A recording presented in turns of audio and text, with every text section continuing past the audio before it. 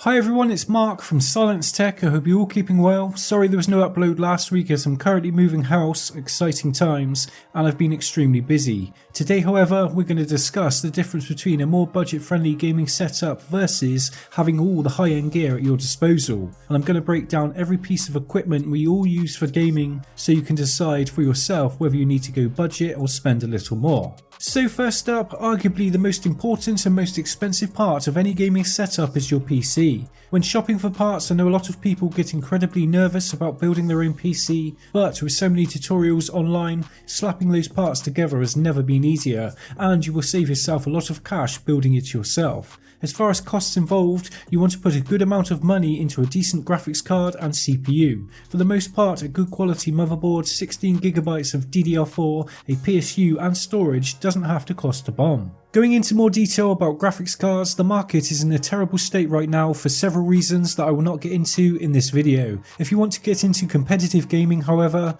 FPS is king. Luckily on PC we're given the option to customize our own graphical settings, and running any game on low would not only result in a high FPS, but your game will feel more responsive due to a reduction in input latency.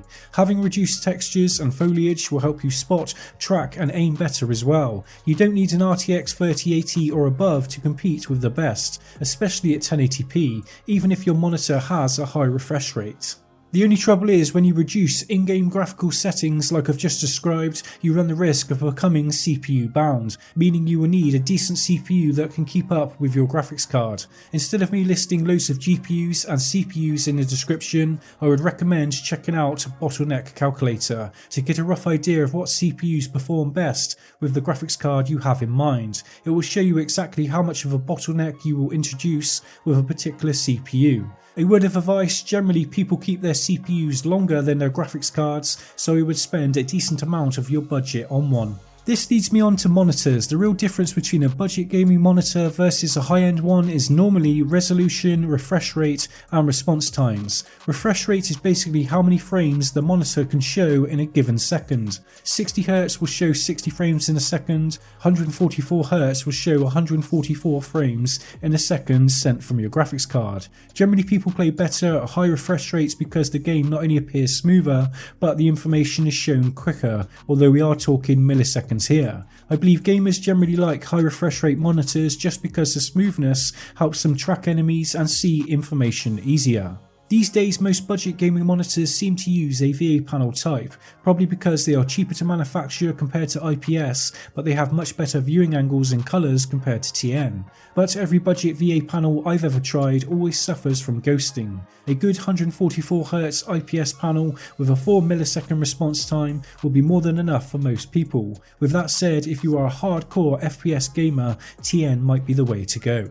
Then there are more expensive options out there like Shroud's Alienware AW2721D. In my opinion, it's the holy grail of competitive gaming monitors out right now, since it has an IPS 2560x1440 resolution panel that tops out at 240Hz while still retaining a 1 millisecond response time. Having a monitor like this won't suddenly improve your aim, but over time it can help fine-tune certain areas, especially your flicks. As far as mice are concerned, there's plenty of good budget options out there. I recently started testing the Sabre RGB Pro from Corsair, and for the price, it offers great bang for buck. But I wouldn't go too cheap. Those 15 quid or dollar mice you find all over Amazon are not gonna cut it. I recently did a budget versus high-end mice video that has some great info and should help you understand why going cheap with your mouse is a terrible idea.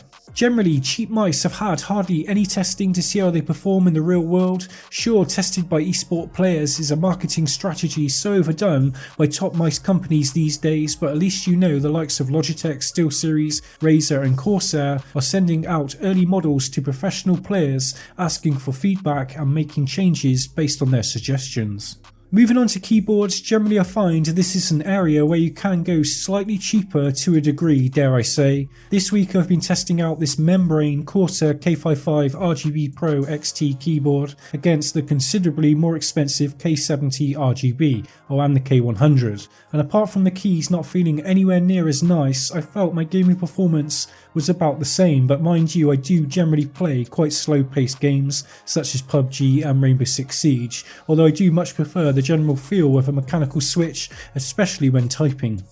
Now lastly, gaming headsets and headphones. If you're on a strict budget, a wired headset is probably a good choice. Right now the only budget headset I have in is this CH60 from Abcon Core, and it costs $49.99 US. For that, they offer a true 7.1 surround sound experience. Each ear cup has 8 independent drivers, plus the headset actually vibrates. General build quality seems okay, the ear cups do not swivel, but the headband has a good range of adjustment, plus the ear cushions are super soft and comfortable. Of course, the main issue you will run into with any gaming headset is sound quality. While personally I could live with the audio this headset delivers, a good pair of headphones paired with a DAC will always sound superior. Trying to work out in real time where gunshots and footsteps are coming from in any FPS game is extremely important, and that's why clarity and soundstage is king. Even higher end wireless headsets suffer from a certain muddiness due to the fact they are transmitting over a wireless signal that has a limited bandwidth, resulting in compression.